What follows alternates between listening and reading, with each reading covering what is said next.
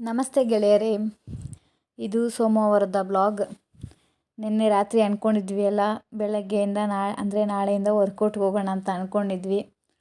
ಹೋಗ್ತೀವೋ ಇಲ್ವೋ ಅಂದ್ಕೊಂಡಿದ್ದೆ. ಅಂದ್ಕೊಂಡಂಗೆ ಹೊರಟ್ವಿ. ಈ ಸತಿ ಮಾತ್ರ ಸಕ್ಸಸ್ಸೇ ಆಯಿತು ಅಂತ ಹೇಳ್ಬೋದು. ಪ್ರತಿ ಸತಿ ಅಂದ್ಕೊಂಡು ಹೋಗ್ತಾ ಇಲ್ಲ, ಈ ಸತಿ ಹೆಂಗೋ ಹೊರಟ್ವಿ. ಬೆಳಗಿನ ಜಾವ 5:30ಗೆ ಎದ್ಬಿಟ್ಟು ಬಾಗಿಲಿಗೆಲ್ಲ ನೀರು ಹಾಕಿ ಕಾಫಿ ಕುಡ್ಕೊಂಡು ಟಿಫನ್ಗೆಲ್ಲ ರೆಡಿ ಮಾಡಿ ಇಟ್ಬಿಟ್ಟೆ.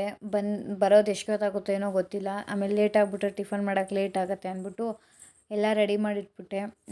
ಆಮೇಲೆ ನಮ್ಮ ಯಜಮಾನ್ರನ್ನ ಎಬ್ಬಿಸ್ದೆ. 6 ಗಂಟೆ ಆಗಿತ್ತು ಅಂದ್ಬಿಟ್ಟು ಅವ್ರನ್ನ ಎಬ್ಬಿಸಿದ ತಕ್ಷಣ ನನ್ನ ಮಗಳು ಎದ್ಬಿಟ್ಲು.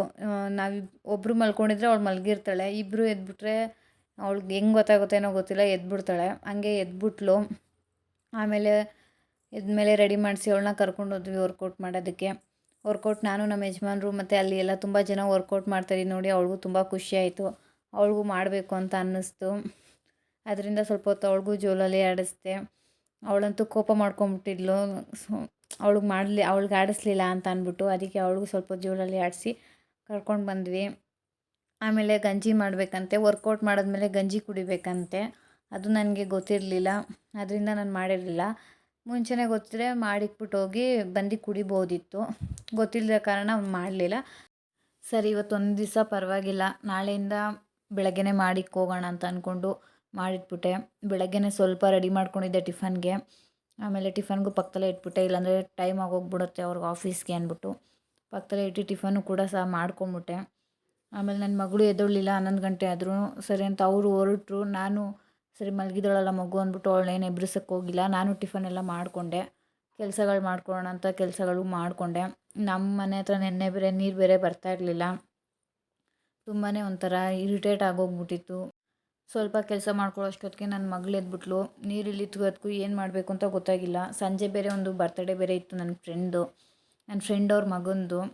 ಅದಕ್ಕೆ ಸರಿ ಇರೋ ನೀರಲ್ಲಿ ಏನೋ ಅಡ್ಜಸ್ಟ್ ಮಾಡ್ಕೊಳ್ಳೋಣ ಅಂದ್ಕೊಂಡು ಸ್ನಾನ ಮಾಡಿಸಿ ಅವಳಿಗೂ ಎಲ್ಲ ಎಣ್ಣೆ ಹಚ್ಚಿ ಸ್ನಾನ ಮಾಡಿಸಿ ನಾನು ಕೂಡ ಎಲ್ಲ ರೆಡಿ ಆದೆ.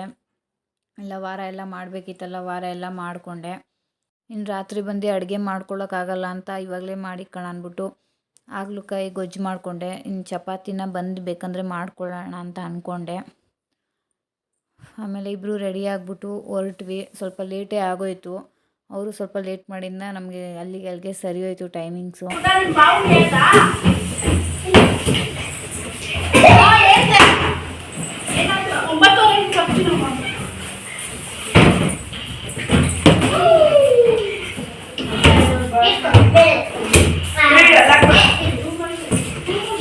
बंगारी ऐसी बॉल हो, बंगारी बॉल ऐसी है।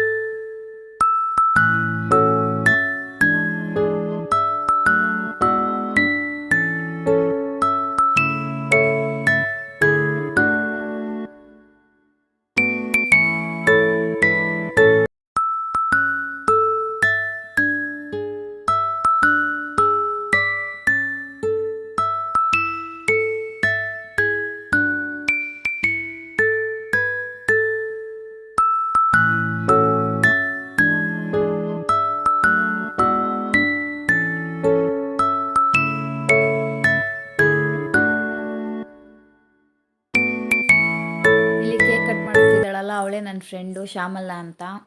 ನಾವಿಬ್ಬರು ಚೈಲ್ಡ್ಹುಡ್ ಫ್ರೆಂಡ್ಸು. 3ನೇ ಕ್ಲಾಸಿಂದನೂ ಕೂಡ ಫ್ರೆಂಡ್ಸು. ಇನ್ನೂ ನನ್ನ ಫ್ರೆಂಡ್ಸ್ ಬರಬೇಕಿತ್ತು, ಬಟ್ ಒಬ್ರೊಬ್ರಿಗೆ ಒಂದೊಂದು ಕಾರಣಗಳಿಂದ ಯಾರೂ ಬರಲಿಲ್ಲ. ನಮ್ಮ ಫ್ರೆಂಡ್ಶಿಪ್ಪು ಇಷ್ಟು ವರ್ಷ ಇದೆ ಅಂತಲೇ ತುಂಬ ಖುಷಿಯಾಗತ್ತೆ ಮತ್ತು ಗ್ರೇಟು ಅಂತಲೂ ಅನಿಸುತ್ತೆ. ಇಷ್ಟು ವರ್ಷ ಆದರೂ ಒಬ್ರನ್ನೊಬ್ರು ಮಾತಾಡಿಸ್ಕೊಂಡು ಒಬ್ರ ಜೊತೆ ಒಬ್ಬರು ಕಾಂಟ್ಯಾಕ್ಟಲ್ಲಿ ಇದ್ದೀವಿ ಅಲ್ವಾ, ಅದರಿಂದ. ಆಮೇಲೆ ಬರ್ತಡೇ ಎಲ್ಲ ಚೆನ್ನಾಗಿ ನಡೀತು.